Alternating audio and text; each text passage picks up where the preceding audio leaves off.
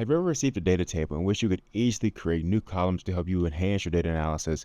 Well, in this video, we're going to do just that. We're going to generate a simple data frame and then add a couple new columns using two different methods. Let's get started. So we're going to begin by importing Pandas as PD and then generating a simple data frame using this cell here. And in this data frame, we have our sample IDs, A, B, and C, and then some concentration data, 0.1 molar, 0.2 molar, and 0.3 molar. And then with this data frame, let's say we want to add a new column for temperature, and we wanted this temperature to be constant at 25°C. This could be useful for tracking experimental results or even defining a method in a tabular format. To do this, we can create a new column by using the square brackets and putting the new column name in quotes, and then setting that to the value. When we use a single value, that number is extended for the entire length of the data frame. You see that 25 was applied to all the rows in this data. Thus, this is a great way for adding new constant values to your data frame. So let's say we want to add a new data frame, but we want to perform a calculation on an existing data frame using a similar syntax. To do that, we're going to take our DF concentration and then multiply times 1000 to compute the millimolar. Again, this is nice because we can use the square bracket notation for adding a quick data frame to our table. And when we do this, we now have our molar concentration here and our millimolar concentration all the way to the right side of this data frame. That's a very simple way of adding a new column to our data frame. Next, let's try the assign method.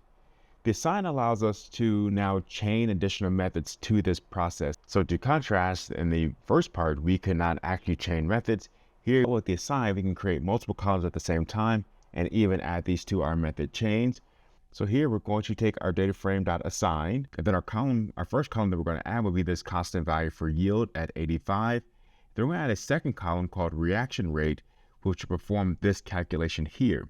And with the assign method, we have a lot of flexibility, thus we can easily add two or more columns together. When we do that, you can see that we now have another column with a constant value of 85 and a column called reaction rate that was computed from the concentration. So with these two techniques, we can add multiple data frames to our table. But what happens when you don't want your new column to automatically be added to the end of your existing data frame? I'm going to go over one more method that we can use to insert our new columns anywhere in our existing data frame. To do that, we're going to use the insert method. So here we have our new data frame, and we're going to use the insert.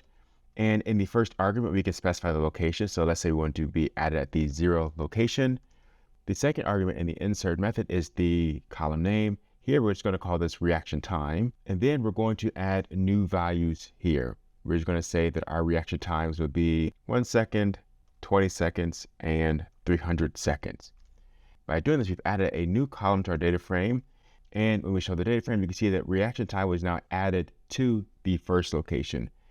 The difference with this method, though, is if we were to rerun the cell with the reaction time in the 0 position, we will get an error because this value already exists. So this is definitely a watch out, but a good way to add flexibility. And this can be particularly useful if you're adding metadata and you want that data to be added to the beginning of your data frame and not the end.